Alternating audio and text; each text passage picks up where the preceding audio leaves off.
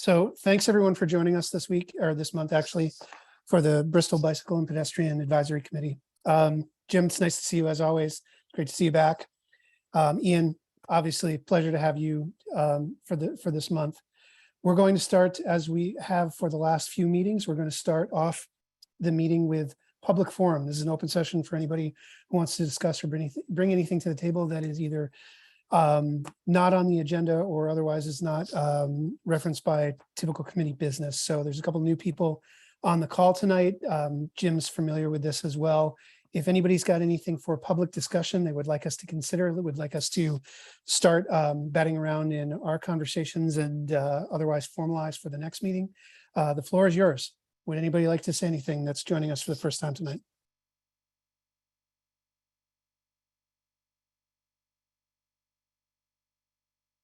Okay, do any committee members have anything that you feel falls under the topic of public forum? Otherwise, we can obviously move anything else that you want to talk about to other business towards the end of the agenda.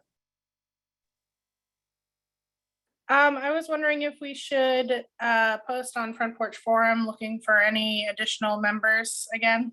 Yeah, I think we should. I've identified and had conversations with 2 more people in the last week about positions. One of them is new to the area. Another one is deeply connected to the cycling culture here in town and showed an interest. I explained to both of them what the commitment would be, at least in the short term. And so I'm hoping they're going to be able to at least join us for a meeting next month.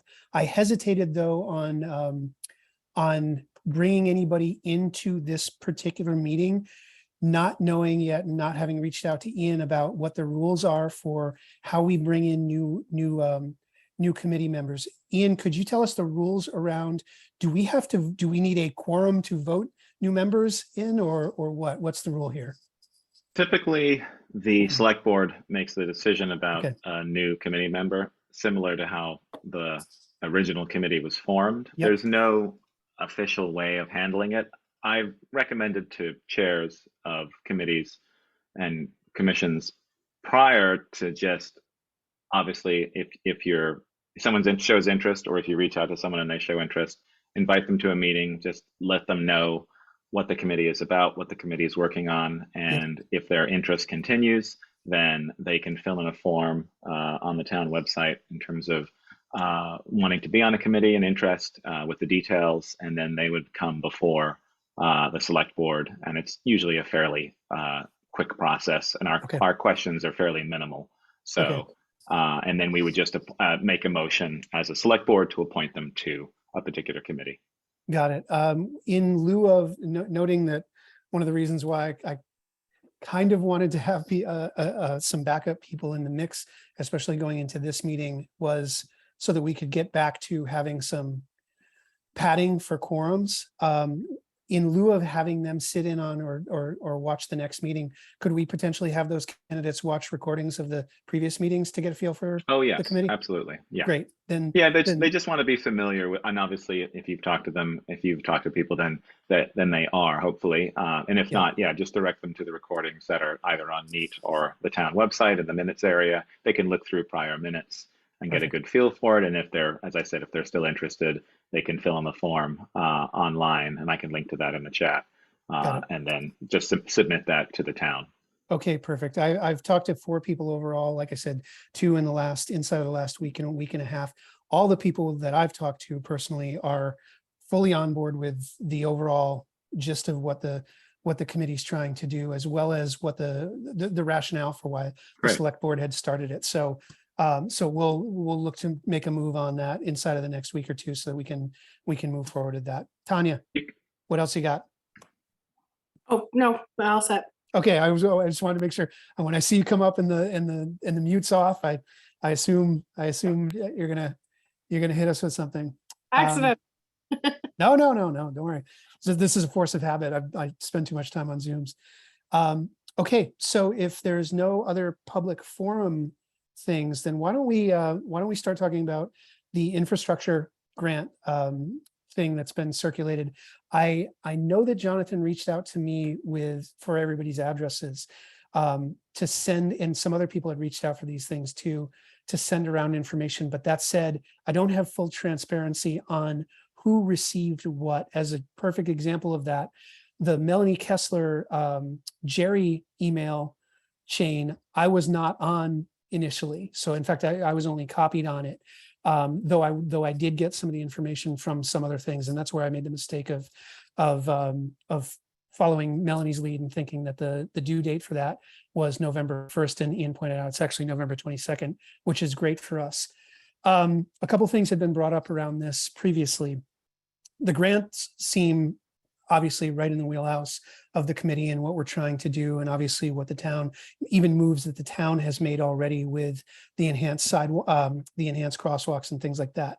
We've also discussed any number of other things throughout the course of these meetings, including improvements or some type of either traffic calming or pedestrian and cycling enhancements to the end of Mountain where it connects onto Devon Lane. Our long-term plan was obviously to use the Pine Street traffic calming as a case study, as something, as a model for what we could do there, noting where we're at with the Pine Street thing and how that's going to kind of switch around a little bit, and probably start with the stop sign initiative or the stop sign portion of that first. It probably makes sense to switch over to more of a discussion around potentially applying for grants for the crosswalk enhancements. That said, we're still early enough in this. We've still got enough time where I feel like we could ask for this for any number of things, since A, it is open-ended, and B, there's that interesting connection there with reaching out and connecting with the elementary school, with having this actually being something that we're doing in tandem with the school. So does anybody have any ideas or thoughts or anything like that? Ian, I know you've been involved in it, so certainly we'd love to hear from you on this with anything you're thinking of. Sure, I'm happy if people have thoughts they want to add or say, please go first, and I can add my thoughts in after as a guest here tonight.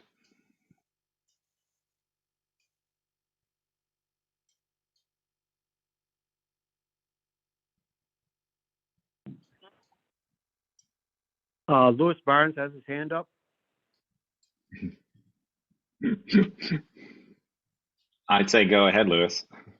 Okay, thank you. Hold on. All the Zoom meetings, they always say, got your hand up to get to speak. So I'm on the board of directors for VAS, and that's what we do. So I don't know if this is the time to bring it up, or are you guys just talking about the grant stuff now? Because I'd like to talk about, I really don't know what's going on, about stop signs on Pine Street. We're going to be talking about that in depth shortly, as soon as we get Kevin back on the phone or back on the line, but we will be showing what our proposal is going to be, but by all means, please, the floor is yours. Well, I could wait till we hit that subject if you like. That's fine. That's fine as well. Yeah, that we can wait till then. Yeah. Okay. Thank you. Of course. So in terms of the grant, there's lots of opportunities there. Melanie presented what she felt might be needed in the town. And it's all sort of connected with various initiatives that you are working on as a committee. You have, obviously, as Louis mentioned, stop signs on Pine. You have the striped sort of walking areas on Pine. You have striped bicycle lanes on North Street. And that's also connected with like the speed reduction that the select board is currently working on, that we're working on for the town. So you would have to sort of work through and figure out what made the most sense in terms of the grant money that's available, and also what you could put together in a short amount of time. It's the middle of the month. It's not the 27th or 22nd. It's like the 14th or something. I had it in the email. So it's not a huge amount of time. It's like a couple of weeks to put a grant together, and I don't know how detailed the grant needs to be, but obviously it's time is of the essence if you want to apply for this. For me, I thought Melanie's suggestion, which was having a activated crosswalk at Spring and Pleasant and North made a lot of sense. You know, you have the reasoning behind that is that it's a very high traffic school walking area. Currently, you do have just static crosswalk signs as well as a bollard in the middle that gets put there during the warmer months. But you still have a pretty good amount of speed of people coming to and from the town along North Street. And we have speed studies to sort of show that, what the average speed or the 85th percentile. So I like the idea of having a push button there. I like the idea because it gives people crossing, especially kids, more control. And obviously, it's not a be all and end all in terms of stopping traffic, you know, but I think it does help a great deal, and it allows you to make the decision instead of having a pedestrian have to wait for the cars.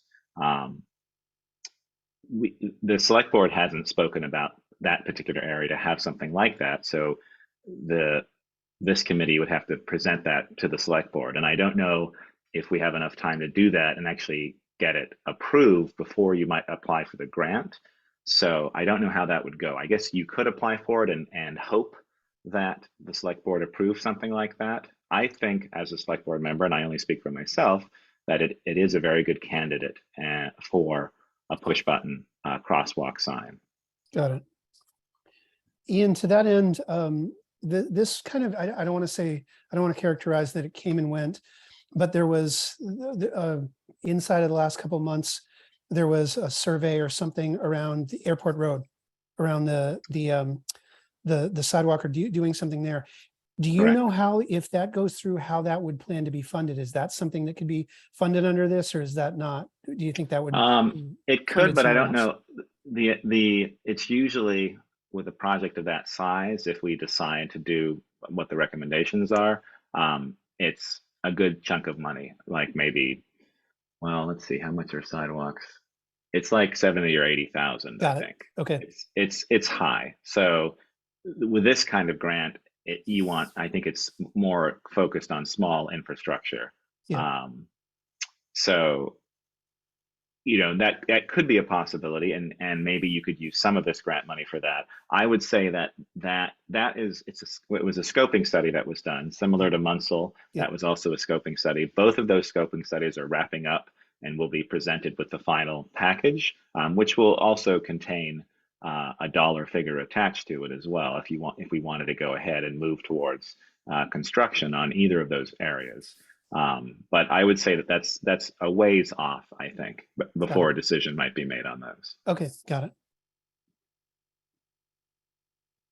Jim.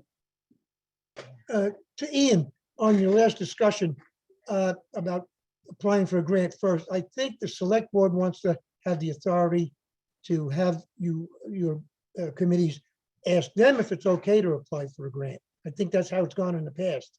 So maybe That's true. you may Yeah. get to that format. Right, that's true. Yeah, usually it's if a committee, you're right, Jim, if you are applying, regardless of the project, the grant process goes through select board first. And we could definitely look at that. You know, we have other meetings scheduled coming up, so you could Right. put the grant application on there as the committee, Chris, to be able to put that forward. But you're Yeah. right, thanks for Rather reminding me than about have- that, Jim. Rather than having a conflict, they're better off. Yes. Yep. Yeah, and also Understood. too, the committee doesn't want to waste time by doing something that then the select board may not approve down the road too. So Exactly. Okay.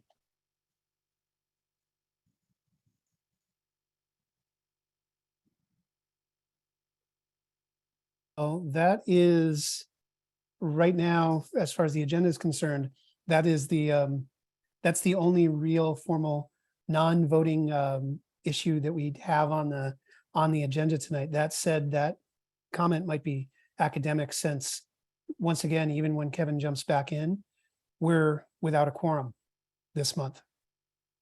Tanya?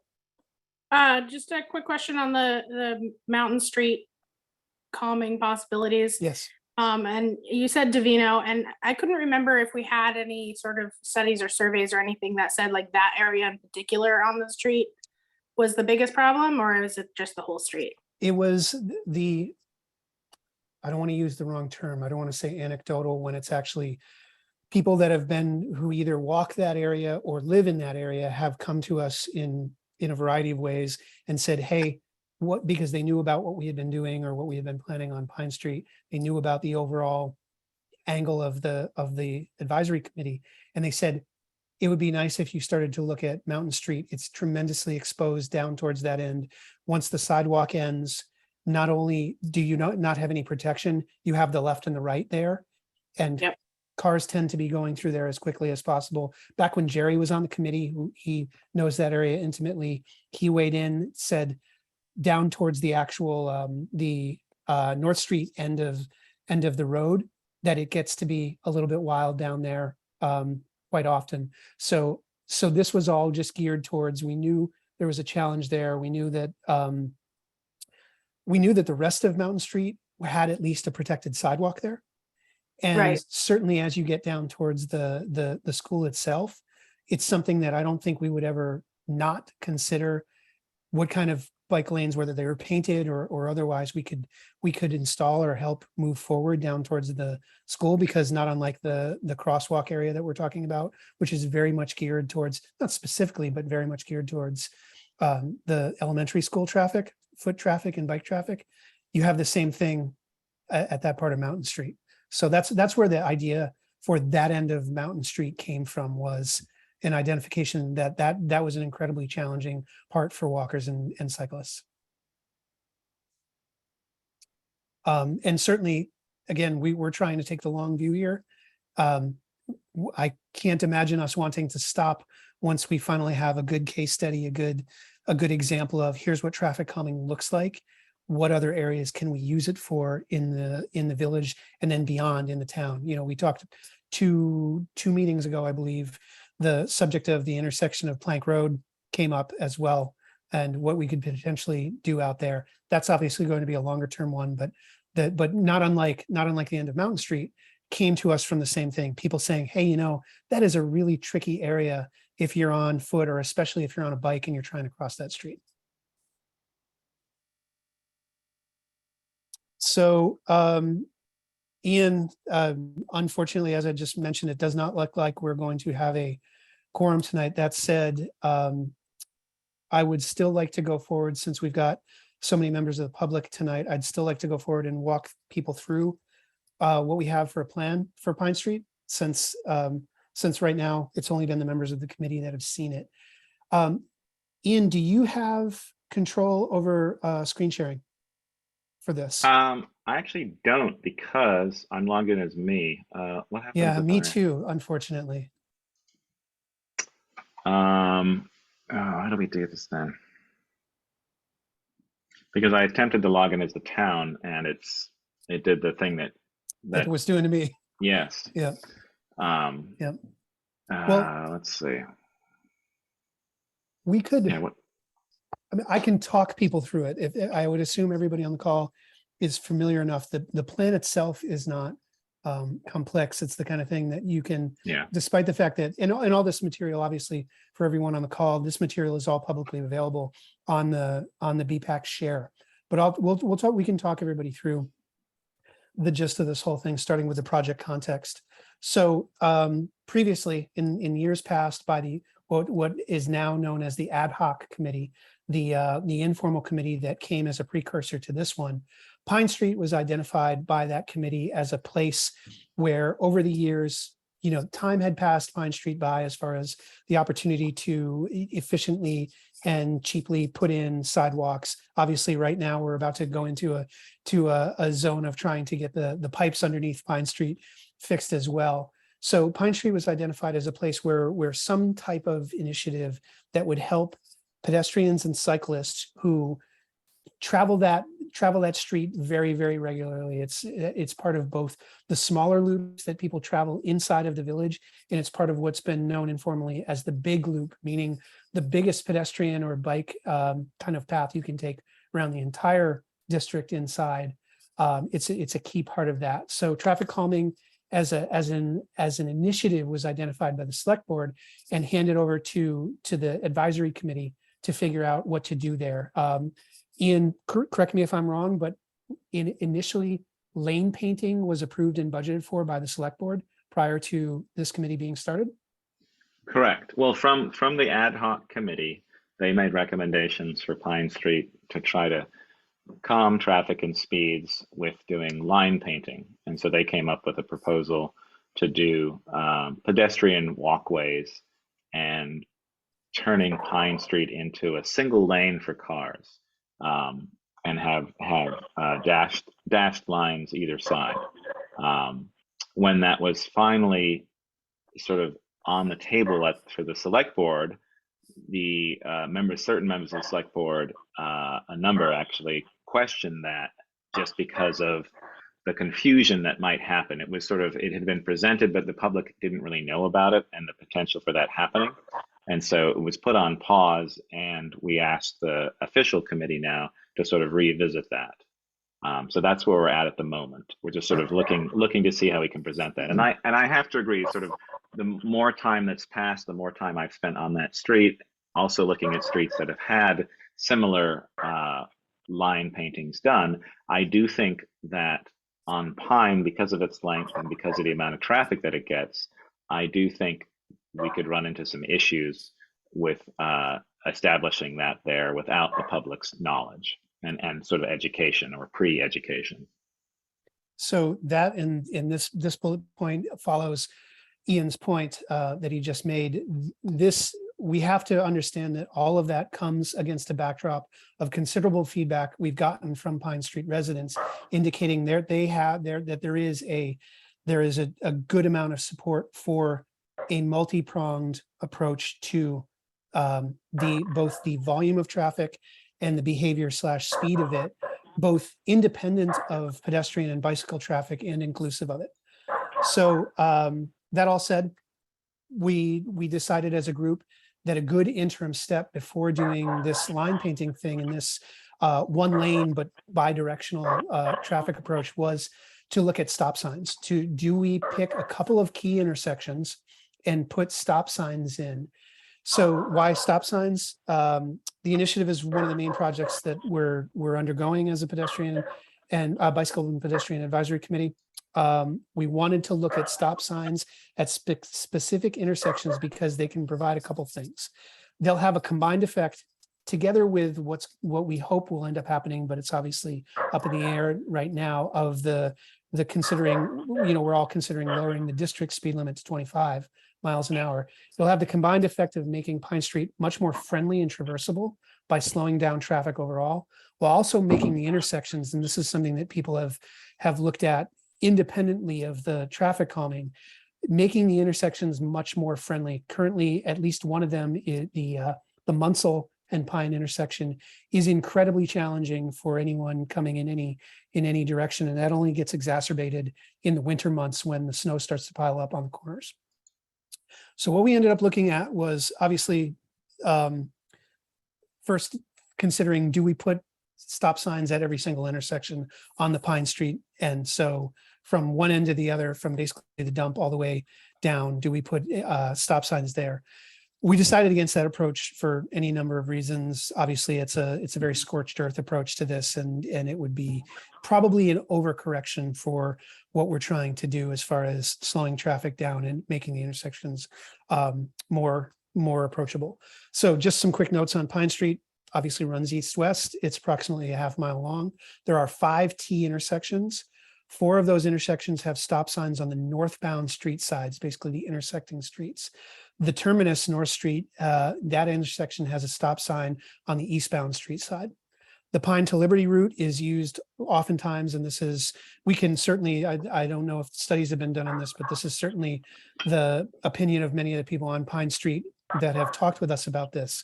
The Pine to Liberty route is used as a bypass for all intents and purposes due to the lack of stop signs. The west to south run effectively has no stop signs at all. So if you're trying to get around the town, you can go west to south very easily without hitting any stop signs.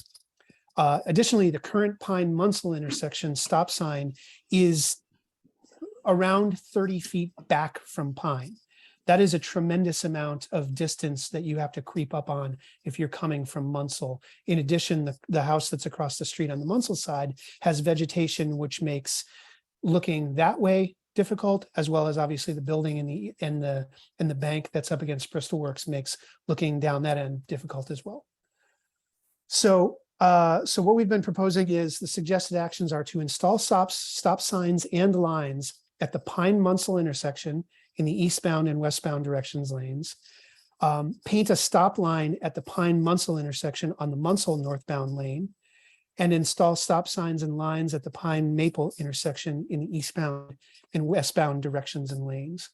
And the plan that we have publicly available notes all of these things. It gives a survey of this existing stop signs. It visualizes what stop signs and stop lines at the Pine Munsell intersection and the Pine Maple intersection would be. And that's what we were hoping to vote on tonight, as far as getting the committee's approval so that we could go in front of the select board with that as a suggestion, as an interim step. So, Louis, there's our end of things. We'd love to hear from you on this. Okay. I agree with some of the stuff you're saying, but others I don't. I do believe maybe a stop sign at Munsell, like you said. And if people's property bushes are blinding people's sight of way, the town has the right to cut those bushes back so people do have the right of way to get through there. As far as the Maple Street, putting that stop sign on Pine Street, that would make 2 stops on Pine Street for everybody going down to the dump on Saturday. Plus, I look at Pine Street as kind of being a commercial street because it feeds all those commercial buildings, the police department, the health, the dentist, all those people that are all down there. I mean, so you're trying to make people stop quite a few times, which is wear and tear on vehicles and emissions and everything like that also. I don't agree with that part of it. And there really isn't that many houses on Pine Street itself. The side streets coming off in Pine Street has, houses all down through there.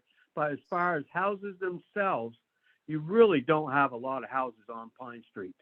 And I don't know why be a lot of people using that street. I understand you're saying with a big loop, some people are ambitious for the big loop, but you got to also take into consideration the impact on commercial use and people using that.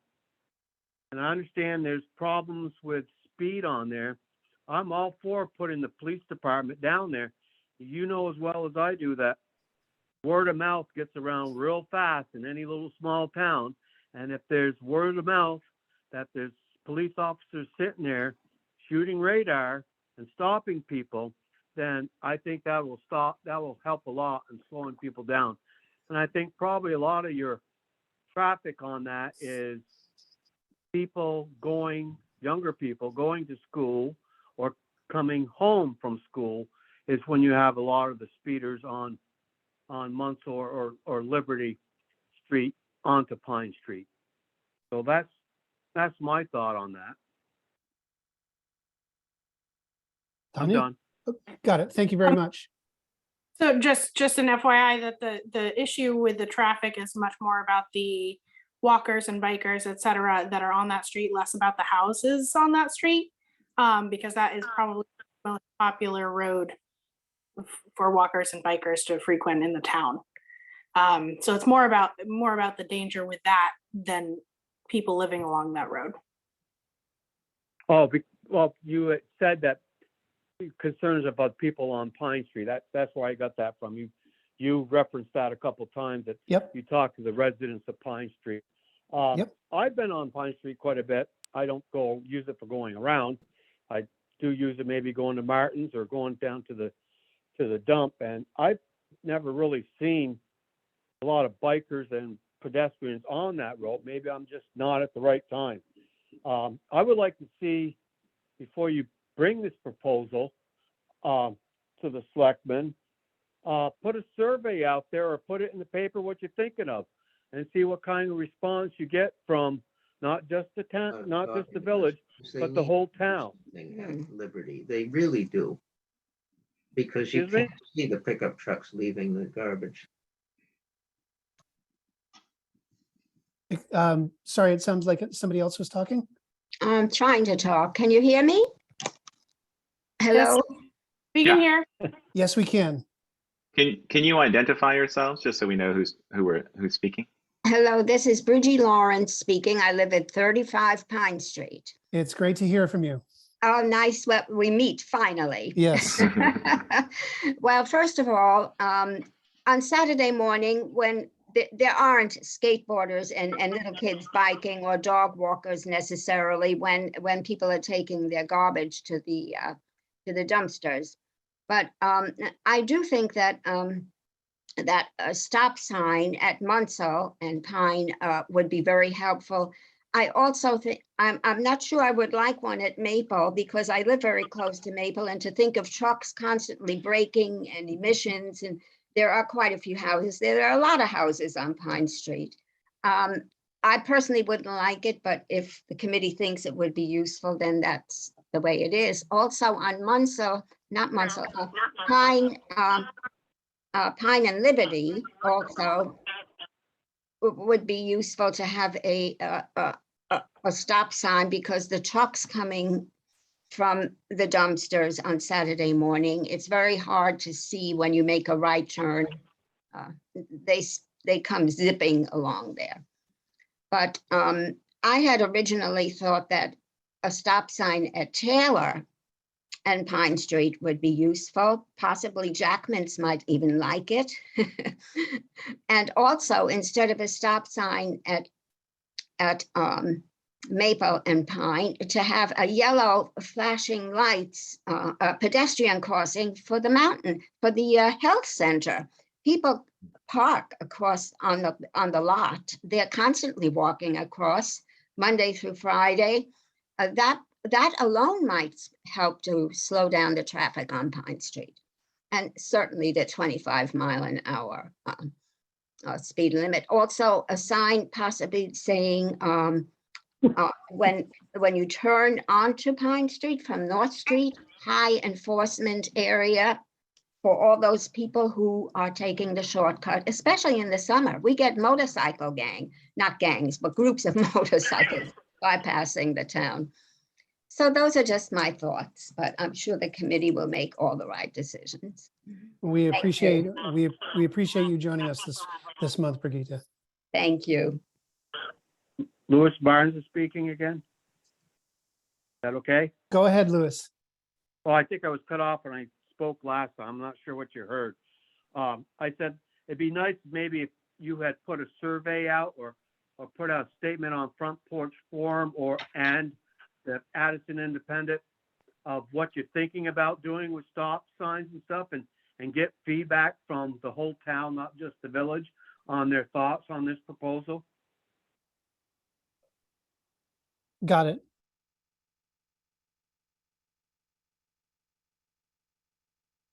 And also about trimming those, if there really is I'll look at it when I get home. I'm in Pittsburgh, Pennsylvania right now at my youngest son's house. And down here, they don't have sidewalks on anything out in the rural part of Pittsburgh. It's awful. Thin streets and no sidewalks anywhere. So you got to really be careful walking around here. But they should really trim those bushes back if it's a problem of people seeing at that intersection. Yeah, and Lewis was right in terms of at the select board level, we have the ability to trim, but often we would ask the property owner, homeowner first to be able to do that. And if Right, they're I unable agree with to, that. if we feel it's a danger to either pedestrians or traffic, then the town would trim. I have a couple thoughts. Sure. So in the discussions for the changing the former village area for 25 miles per hour, we have some speed data from the Addison County Regional Planning Commission. And I don't know if I've sent this to you, Chris, or if you had access to this. I got this recently from them, sort of as we had the discussions. Essentially, this started, the idea has been sort of floated around a while to sort of reduce the speed, to help speed in town. And Joel proposed it at the select board level. And then we've sort of been working through it, and we've had support for both, positive support for it, and also people concerned about reducing the speed, and thoughts that it's maybe unnecessary. So we have some speed data from Regional Planning Commission that was done 2020, and they have one for Pine Street. And so this was done in October of 2020. And it shows that the average speed of cars on Pine is 23 miles an hour. And the 85th percentile, which is the number that the state looks at when you're changing or when you're setting speed limits, was 28 miles an hour. So to the state, it looks like people are obeying the speed limit, and we don't have a speed problem. And in fact, the way that the state looks at it, if your average speed is 23 and you're actually lower than 30, you actually have a case for lowering the speed limit to 25, because that's what average cars are already using, and that's the speed they're already going at. Yep. So when you have other streets like Liberty, this was something where they also did a speed study there, same time period, and they found that the average speed was about 29 miles an hour, and the 85th percentile was 35 miles an hour. So that's something where the cars are going much faster than the speed limit, and you had a very high enforcement rating, meaning that if you're going over 30, you're going to get a ticket. But at the same time, the state would look at that and say, well, you're not allowed to lower the speed limit, because it's not the speed limit that's the issue, it's your road that's the issue. Your road is allowing cars to go too fast down there. And so they want you as a town or a city to look at other ways to lower your speed. And lane, making your lanes less wide than they are, using other types of speed enforcement or speed bumps, things like that, are recommendations at the state level. I do feel, though, that lowering the speed limit works in favor, and there are studies that have been done that have demonstrated that cities that have lowered their speed limits have seen a reduction. But there's also studies that are the opposite of that too. But I do feel in Liberty, it's because of that cut through. It seems like people maybe aren't going at the speeds we think on Pine, or it's a very small percentile of traffic, but we can definitely see that there is a big problem on Liberty.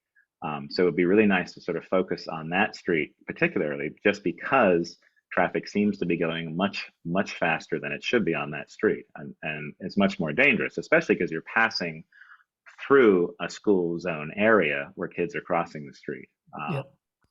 And I'll send you those details, but it's something that I don't think the select board had before, or we had been told about it, and then I finally got it. And so I've been just looking at the studies that have been done and making a list of other roads that we'd like to have done. They can only do it every few years because they have a lot of towns sort of requesting that they do this. But at least we have some streets. No, thank you. We appreciate that. For one, to answer your first question, I had not seen that data, or we had not heard of that data. But two, the other reason for thanking you for telling us all that is, at the very beginning, at the very onset of the outset of the committee being formed, I think you did tell us part of the story of state requirements for how they looked at speed data relative to raising or lowering speed limits. You just filled in a lot of blanks with what you said about the 23 mile an hour thing and the 85th percentile and all that. So thank you for educating us on that. I feel like we have a much better, there's obviously a lot of us feeling around in the dark for some of these state regulations right now. Right. And that fills in a lot of the blanks that I think some of us had around this. And it feels counterintuitive. It seems like Yes. we want this particular area because this is our town, and I'm speaking as a resident of the town, to be safe, especially if you're walking in a dense neighborhood or in a school zone. And so the thinking is like, yes, I'd like people to go, it's 30, it's too fast for these areas, so let's reduce it to 25. But if you can't demonstrate that your road supports that at the state level, then it's a more difficult way of handling things. And I think that the reasoning is that the average driver will drive and I don't know if I fully believe this, the average driver will drive the speed that they feel is safe. And so if you have wider roads and wider lanes, you may be driving faster, especially if you have a less dense housing area, let's say. But if you're getting into narrower, sort of smaller village streets, you're automatically going a slower speed and not going through because you feel closer, you're closer to trees, maybe or hedges or houses or sidewalks. So that's their reasoning. And again, it's like that's how the state looks at it, but you do have wiggle room either way, and you can present information about your particular town and the things that you think are important in the town, or at least demonstrate to the state why you feel that a speed reduction with your signage is important in this area, as well as other things that you're looking at to reduce speed. Yep. And I think you said some interesting things there about levers that the town can pull on Liberty Street to slow things down. They might be things that we can consider for Pine Street as well. Speed bumps as one example. Right. Because again, and Lewis, I see you're still on, to be clear, like our committee lives in an interesting intersection of a few different things, right? First of all, we're an advisory committee. We can only suggest things based on our purview, which is and will remain, since it's in our name. We are here to promote the health and well-being of the pedestrian and bicycle traffic within the town, not simply within the village. We happen to be focusing on one or two village initiatives first, and then we're spreading out into other areas of the town. Obviously, that intersects with we support any measure that the town is taking in parallel with those initiatives. The 25-mile-an-hour speed limit being one of them. We did not bring that to the town, but we certainly support those types of things. So we will certainly, I think, I just wanted everybody on the call to be clear. Our audience is the bicycle and pedestrian traffic within the town, and that's kind of the angle we're coming from. Yeah, I think- have a couple. Go on, I'd like Liz. to have a couple things to say real quick. One, when you guys are talking about the grant and with those blinking pedestrian lights for crossing, I think that's a great idea. I like that idea a lot in the places you were saying. And isn't there a crosswalk on Liberty Street for the kids going to the high school and junior high? And if there is, that'd be a great place to put one of those blinking lights for pedestrians. That would definitely help slow people down, just like the lady said, by the healthcare. Great I agree idea. with that.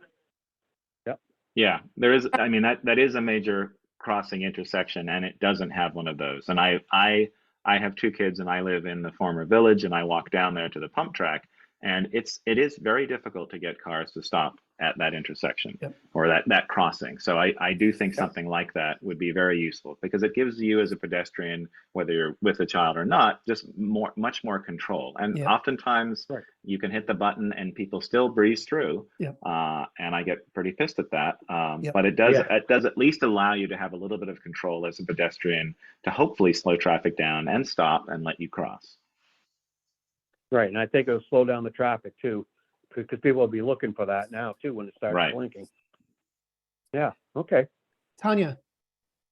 I'm assuming that it costs a lot more to do the flashing yellow versus a regular stop sign in those situations.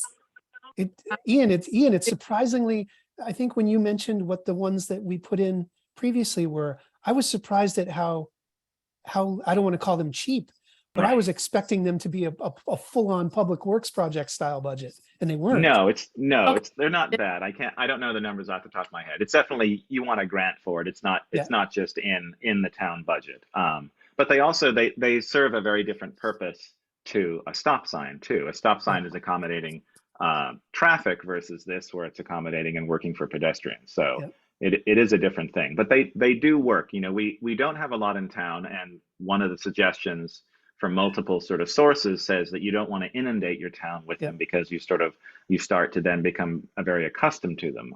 We only have two in Bristol. One was put in I think 3 years ago, right by the National Bank, right in downtown, and that was something that I initiated because I recognized that people were just driving through Main Street and not stopping at the already established crosswalk at National Bank and not the hatch block, but the where Vermont Tree Goods was. So we put one in there, and that's been very successful. And again, it gives you that control to allow cars to stop. And then the second one that we've added fairly recently, within the last year, is over at the crosswalk by the fire station. And that was always supposed to be put in, and we finally got to it, especially because there's a new housing development just broken ground there now. So there's a crosswalk from the rec club field right across to Firehouse Drive. And then again, as people come up Stony Hill Road, be able to see that allows you to stop cars. Whereas before, I mean, there was no crosswalk there at all, so no one was going to stop. If they saw you, some would stop. But now that you have a direct button that you can push and flashing lights, it's been very successful. Yep. Tanya. The person that already hopped off the call that mentioned having a possible flashing yellow light on Pine instead, of saying like highly enforced area or something. It's an interesting idea. I do wonder though if actually the residents might be annoyed if it's right in front of their house flashing yellow versus So- a sign which doesn't interrupt their quaint view, you know? Ian and I can forward, I think I've forwarded them in the past. We can forward, we've got Brigitte's ideas in email form that we can send around. That said, Ian, on that note, from time to time, crosswalk has been painted across that road in that area. Does the town paint that, or did Bristol Works paint that? I think the town paints it. Okay. And I don't know if it's specifically requested. Yeah. We would have to find out, or you would have to find out more information about how that's used. If Okay. if the you know, and it's only one, if the single speed study that we have around this time of year from 2020 demonstrates is that cars are going fairly slow on Pine Street, even the 85th percentile. So, you know, I don't necessarily feel strongly about having a push button crosswalk or a flashing light there. I do feel, because of the sight distance both ways, that you can cross fairly safely just with a painted crosswalk, if there was a painted crosswalk there. And again, that gives you a little bit more confidence that a driver would see that it's a painted crosswalk and cross. Yeah. You could also, if you are able to find out that yes, a tremendous amount of foot traffic crosses that road every single day because the parking lot's there, maybe just to have pedestrian crosswalk signs put in at that location would help as well. Yep. Yeah, I agree with what you're saying, Ian, about the crosswalk too. Putting in a crosswalk there, and that way people come from that parking lot would just be crossing in one place, and everybody would get used to those people crossing in that one place. And the only other thing I got to say is, you're putting stop signs on Pine Street. That also means that bicyclists have to stop at those stop signs also. Yeah. Because you don't want to have a car stop and see a bicyclist coming thinking they're going to stop and then pull out and hit a bicyclist. You got to make sure that all bicyclists know that stop signs also mean for them to be stopping. Right. And a lot of cyclists don't obey that. And I've seen plenty go right through stop signs and stop lights, which is very frustrating. It's a shame. Yeah, if the police officer is going to give people tickets for going through stop signs in cars, then they need to do it also for bicyclists. At least warning the first time or something. Then if it's the same person the second time, then give them a ticket. I have no problem with that. Yeah, and our chief and our police department is always on the side of warnings before ticketing. It's not, ticketing isn't a thing that they focus on at all. You know, they want to have safe drivers and safe pedestrians and safe cyclists in town. I do think, Louis, your suggestion of a survey and putting it out in Front Porch Forum is a good one. Similar to the select board's hesitation on striping Pine with this new initiative, especially a single lane. You know, the concern was, are people just going to be very confused about what's going on? You know, given the amount of traffic on that street, if you suddenly add it where it just becomes the next day a single lane that you can go two cars side by side if you go into the dashed lines, we just thought that was like, we just imagined hell breaking loose by doing that. Oh yeah. Especially because we hadn't really put it out there to the public and made suggestions. And so since talking about that, I do feel that's the case, because just walking down Pine and seeing what cars do without the lines there is already a bit strange. I think Yes. adding the lines would add a little bit more. One of the suggestions I did have, and I put this forward in other areas, is that the select board's currently working on scoping studies for sidewalks on Munsell Ave as well as Airport Drive. So if Munsell Ave, for whatever reason, doesn't get a sidewalk because there isn't enough support for one from the people who live on Munsell because they're concerned about losing land and infringing on their property, which I totally understand. Or if on the other side, the trees would be damaged in Bristol works, which have been established for decades, Munsell could be a nice contender to sort of try a single lane and having a striped area for walking if we feel that's necessary. There are also other streets, and maybe Liberty, given the speeds that we're seeing, maybe that's something where we have enough space to stripe pedestrian walkways and to be able to get people to slow down. But again, I think it's just, unfortunately, you want to move forward and do things, but there are so many considerations that you have to look at when you're proposing these things. It just takes a bit of time. Understood. I think I can speak to Pine Street. I walk Pine Street almost every day. I'll give an example of yesterday. I walked it well in advance of sunset, walked out of the house at around 4. So no issues with sight or anything like that.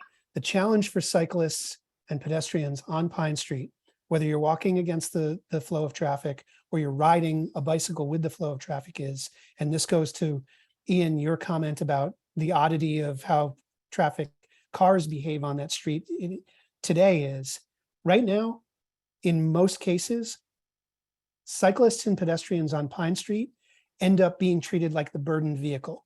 They end up being the ones that have to stop and move over for cars that aren't yielding to them.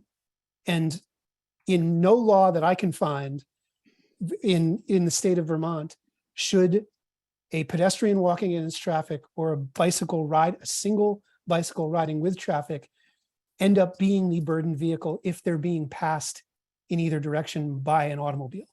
And so without lines, that creates the absence of lines for pedestrians and cyclists will continue to perpetuate that behavior until something's done. That's just a fact of the matter, is that pedestrians and cyclists on that street, on a completely unprotected street, the burden is on them, and that's not the law.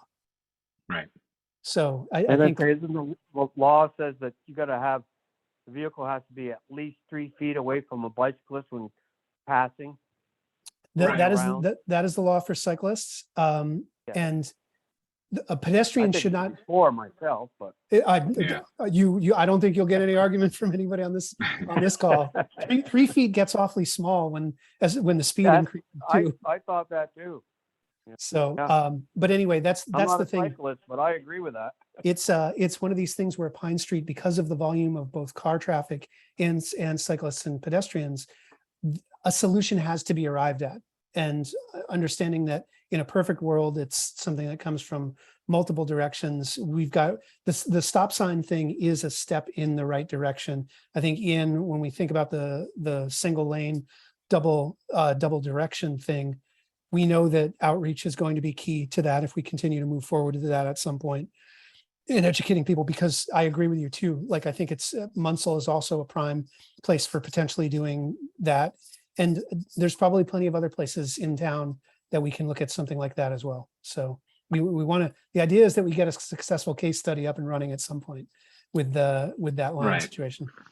And again, all of this, because it's striping, because it's just paint, all of this is temporary. So you can present it as not a permanent thing if people voice concern about that, is that this is something that we're trying out. You warn people well ahead of time that this is happening, and you test it for a year, going through multiple seasons, and you see how it is. And if it doesn't work at all, you're finding a lot more difficulties that have been created, then obviously that paint wears out and you try something else. I don't know with Pine, the reason that the single lane came up is because of the width of the street. Yeah. If you want to put pedestrian walkways on both sides, you are limited with how wide your traffic lane becomes. And I don't know I know it was talked about, but I don't know if there are any studies in terms of just having a single pedestrian cyclist lane, and then still having 2 lanes of traffic. And I don't know if that has been studied, or if this group did it or the ad hoc group did it, but maybe that's something that we could look at least that allows you to have 2 lanes, and again, maybe we don't have the space for this. It allows you to have 2 lanes and have at least one safe side of sidewalk or striped sidewalk that could help pedestrians and cyclists on that street. We have a couple things that we can look at, and we'll probably have to do a little bit more research into this, but we have the width measurements for the length of the street. And I know off the top of my head, it was even more constrained when we actually measured it than we had previously thought, which I think is really what necessitated, is why I think you all went in the right direction with the single lane thing, is because when we had originally looked at 5 feet for these pedestrian and bike lanes, and that would have left something like, in some areas, like 9 feet for a traveling lane for cars. In some other cases, 11 feet or something like that. Precious little, basically not enough space. We do have 2 things that we can go to. One obviously trumps the other, but we obviously have DOT guidance on what these things should be, and we have ADA guidance on what these things should be. We've done some lightweight research into both of those things. I know from some cities, a good example of this is Burlington. Burlington has a couple streets where they have single direction, one-way streets with 2-way bike and pedestrian lanes. So your car traffic, and I'm not saying that's not a suggestion that's on the table, obviously, for this. Please nobody read that. But they've got, it's kind of the inverse of what you're saying. And it takes, because think about what would happen. Pick the right side, pick the lee side of Pine Street, right? Pick the south side of Pine Street. If you were to make a combined pedestrian bicycle lane on there, would we make that a 2-way pedestrian and bicycle lane? Right. That lane itself would be, based on what we've seen in cities like Burlington, that would be a fairly wide lane. Yeah. You know, to make that now you've got to contend with bicycle and pedestrian traffic potentially going in 2 different ways, in 2 different directions. So it's a good idea. It's something we can look at, because thankfully I think there's guidance out there, and there's plenty of examples of things like that we can look at. I mean, it'd also be interesting to look at, if for the roads that have no lines on them at all, what happens if you just put lines for traffic? Like, I was biking up west yesterday from the firehouse, and it was the groundbreaking for the new apartments that are being built there. And so I was on a bike, and so I left Firehouse Drive and rode up West Street, and there are no bicycle or pedestrian lanes. And so Yes. I was in the outer lane of the side of the road striping, and I felt better there than I did sort of in the street as cars passed me. So with something like that, can you, with Liberty or with Pine, if we just stripe those roads and you had a little bit of a shoulder, and it's obviously not creating your walking and biking lane, but it is creating a lane that cars are then on the inside of and not the outside. And so does that slow down traffic, and does that give a little bit more safety to people walking, because they feel that they're over these lines towards the houses each side, but at least cars are staying in those lines, versus cars being close to the edge on either side, or kind of in the middle, or all over the place. I'm just curious if there's studies been done. And I know that's not a direct thing, like you're creating this bike lane, but you are dictating where the cars should be. And so it does give you this kind of buffer where pedestrians or cyclists might be. It's a very interesting angle. I'll do some research on if there's a legal minimum width for a car lane, because I think I would assume that it's more complex than simply drawing a yellow line down the middle and then arbitrarily assigning, oh, okay, well that looks about right, because we know from measuring Pine Street that the areas of Pine Street that you wouldn't be able to drive in, if I'm getting your description right, there's areas that could be measured in inches Right. at some of the sections there. But to your point, that wouldn't be, the idea is to give cars a zone to stay in versus. Yes. It's an interesting angle. Yeah. And the same, and maybe that's something that again is tried on Liberty, Yeah. where again there is no striping either in the middle or either side. So if we want to slow cars down, if we have a hard time making a case to say we'd like this road to be 25 because the state says, hey, cars are going to go what they're going to go, and we feel that's safe, you have to do other things. Yeah. If we striped that road, could we then run speed tests over a year, let's say, of doing that Yeah. to see if that reduces car speed, because they have their lanes and those lanes are narrow. I mean, one of the ideas is that's other cities have done to slow traffic is to have narrower lanes. And obviously there's going to be a minimum width that you have to do, but can we go to that minimum to try to see if cars slow down on that road? Yeah, because I think back on the subject of Pine Street, when we looked at, I think when we first started, it was mentioned maybe by you, Ian, maybe it's in the documentation on Pine Street, that it isn't simply a case of Pine Street being narrow. It's Pine Street potentially is too narrow to be considered a 2-lane road in its current form, correct? It's something like that. Yeah, it's something odd like it's that. it's very tight if you start to do that. Yeah. But I'm wondering, like, if you stripe either side and don't do a center line, what that does. That's almost trying to do your Yes. single lane that people are negotiating, Yes. but it does give you a little bit more to play with. Yes, I'm smiling because of that. Kevin, we see your note. Thank you for joining us tonight.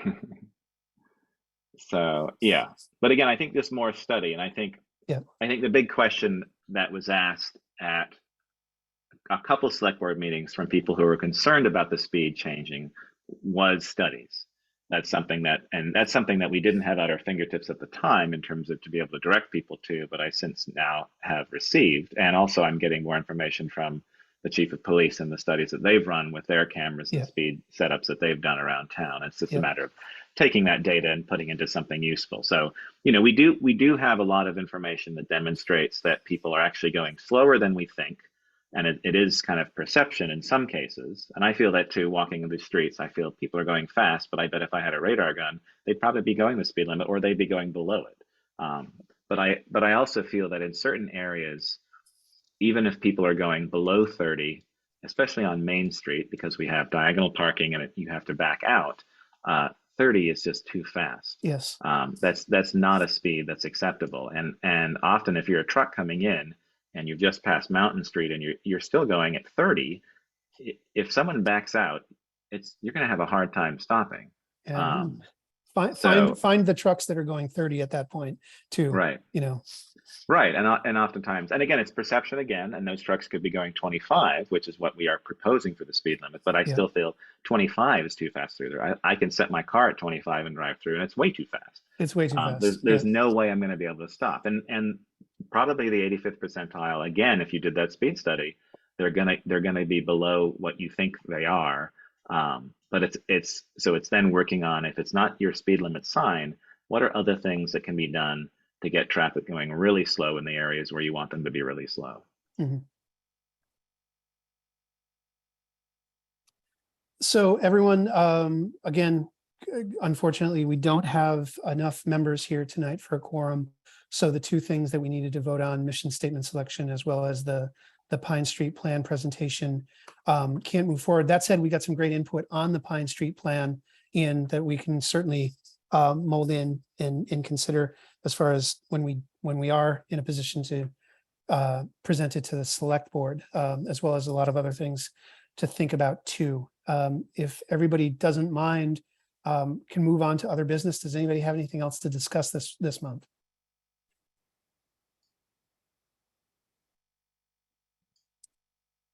So,